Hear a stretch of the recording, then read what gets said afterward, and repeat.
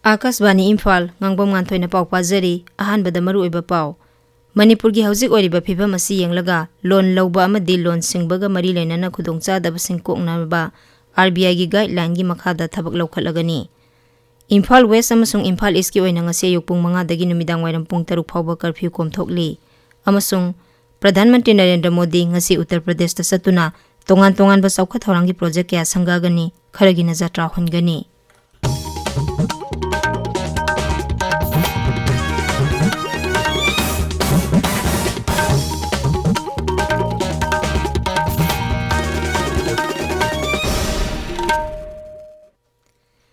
Manipur gi hauzik oiriba phibam asi yenglaga loan lawba amadi loan singbaga mari lenana khudongchadaba singkoknanaba RBI gi guideline gi makhada thabak kya lawkhatlagani haina Rajya Sarkar gi Finance Department na thadorpa cherol amana hairi hiramasi ga mari lenana akhanaba mifam ama pangthokre maduda loan singba amadi lawbagi matam nauna lepnaba khanaki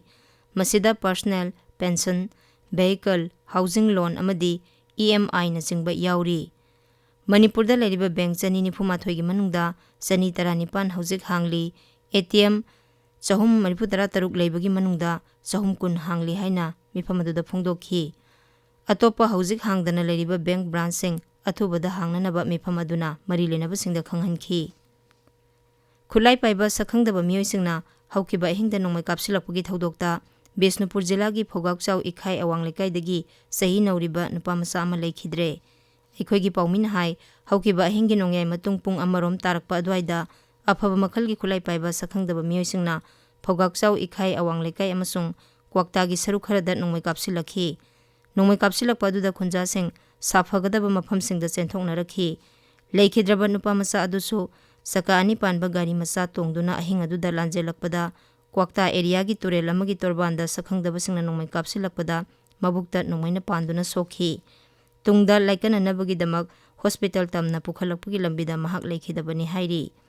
nupa masa adu Moirang Multipurpose Higher Secondary School da class 12 tamlibani sakhangdaba singna nongmai kapsilakpa aduda van amasu amangta thoki mafam aduda security force changsinkhre haujiksu marak mafam aduda nongmai kapnabagi makhol tari hairi mafam kharada nongmai kapnabagi thodok amadi miyamgi mob khara natana Haukiba pungkun mari asida Manipur gi jila ayambada santi raksagi phibam phare haina Manipur police ki serol amana hairi police control room na ngaranga thengbada thokpa serol amada hai singamadi tamgi khudong thiningai oiba mafam singda Rajya police yauna central security force singna thi humbagi thabak sathakhi Imphal East Kangpokpi amadi Imphal West jila da saramba bunker kya thugai khi hairi serol aduna makhata na hai sekmai pangalta bida hanana kai toi thokraba LNC and Sons Oil Pump ki counter amuk hana sakhangdaba miyoi kharana yumsa kaisa numita mai tharamki tungda fire tender laktuna mai chakpadu kanki aduga mafam aduda leiramba sing security force na tankhai khi numit aduda phayengi lobukta pokhaidriba 51 mm mortar cell ama phangki serola dun hai Imphal East District Police Assam Rifles amadi BSF ki apunba kangbu amana haukiba yumsa kaisa numita Purum singda thiba humbagi thabak sathabada kuki singna sajilambani haiba bunker tare thugai khi loinana nongmai manga ICE hand grenade manga amadi nongmai maru humudra mathoi leitan pokpi singkhongdagi phangki pamdaba thodok sing thoktanabagi damak ngak senbagi thabak tongan bajila singda paikhatli haujik phawbuda sing amadi tamgi oina apunba checkpoint samakun manga tongan bajila singda thamkhre Rajya sida santi raksagi phibam hanagum purakna bohanabada miyamna sumateng pangbiyu haina police ki serol asina appeal tauri tabiriba pawse akasbani Imphal dagini Imphal West amasung Imphal East ki oina ngase yukpung 5 dagi numidang wairam pung 3 phawba curfew komthokli Kaksing jila gi oina ngase yukpung 5 dagi numidang wairam pung 5 phawba curfew komthokli adubu Kaksing jila gi serokdadi curfew komthokloi Bisnupur jila gi oina ngase yukpung 5 dagi numidang wairam pung 5 phawba curfew komthokli Thawbal jila gi oina sunga se yukpung 5 dagi numidang wairam pung 3 phawba curfew komthokli Pradhan Mantri Narendra Modi ngasi Uttar Pradesh ta satuna Gita Press lingkhatkiba sahi sama surukpagi palan loisinbagi thoramda saruk yagani Sri Modi na Uttar Pradesh ki Gorakhpur Railway Station gi tongan ba saukha thorangi project kaya jatra hungani amasung Bande Bharat Express train lamthagani Pradhan Mantrina Varanasida lupa koti lising taranithoi chama changna paikhatpa project kya sangagani amasung kharagi nazatra hungani. Sri Modi na raijadu da leiringaida PM Swanidhi scheme gi loan gi senpham amasung PMAY rural houses ki makhada saba yum gi so sing beneficiary sing da khusinagani amadi Ayushman Bharat card sing su yanthokani. Chandrayaan 3 spacecraft thasi ki tara mari gi nungthil pung ani minute kunthra mangada Sriharikota da leiba Satish Dhawan Space Center da gi thagat lagani. Indian Space Research Organization ISRO na Twitter da thagat pa warol amada hai mission asi mai pakhanabagi damak ningthina sem sare. Spacecraft asidagi thagi leimaida asoengam yaudana lander thadhanaba amasung rover na thagi akoibada paiduna leinabagi thabak sing ningthina pangthoknaba honari. English ngani tharama panda thagat kiba Chandrayaan 2 mission bu section na yangsilaba matungda nauna semdok semjin tawduna thagi leimaida asoengam yaudana lander thadaba yananaba handaki mission asida khanaba midyang thamli. Ngasi phongba pause singi maroiba pausingi damak haujik waikhom Chitradhani leire. Chitradhani Thagat Jari Nganthoi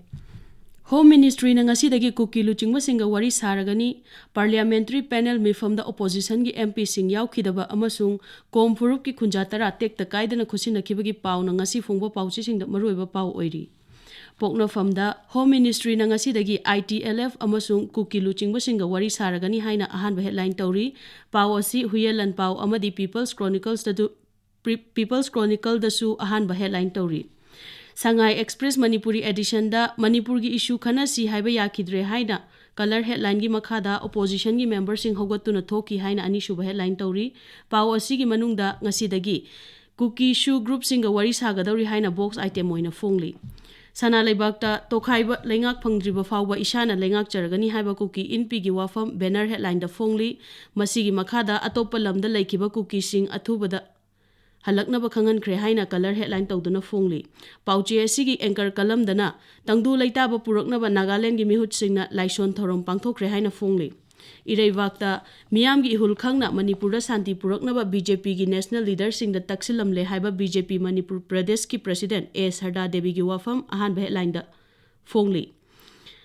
Huyelan pauda combined force na June manga da thugai kiba purum chingsang pareng da ngarang anoba bunker sing sajilamle haina ahan balamai da fongli. HL Express da Siddharth Mridul Manipur High Court ki anoba Chief Justice oigadawri Manipur da mobile internet thingbagi matang da Supreme Court na khut thingjilu yakidre haina ahan headline tawri. Sangai Express English edition da kom phurup ki miyoi tara tek takaidana kom union da khusina kre haina ahan balamai da fongli pau asi pauche ayamba da su fongnari. Imphal Free Press da kongba maru laifam mai thadok lamle haina ahan balamai da fongli pau asi su pauche ayamba da maruiba pau oina fongnari.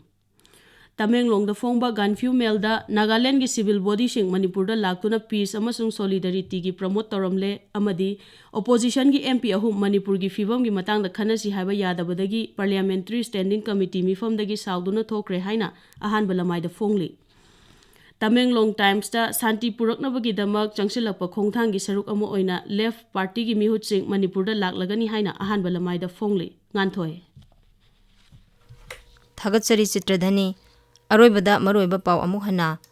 Manipur gi haujik oiriba phibam asi yenglaga loan lauba amadi loan singbaga mari lenaba khudongsa daba singkoknanaba RBI gi guideline gi makhada thabak laukhatlagani. Imphal West amasung Imphal East ki oina ngasi ayuk pung 5 dagi numidang wairam pung 3 phawba curfew komthokli amasung Pradhan Mantri Narendra Modi ngasi Uttar Pradesh ta satuna tongan ba saukha thorangi project kya sangagani kharagi nazatra hungani Pauloizare.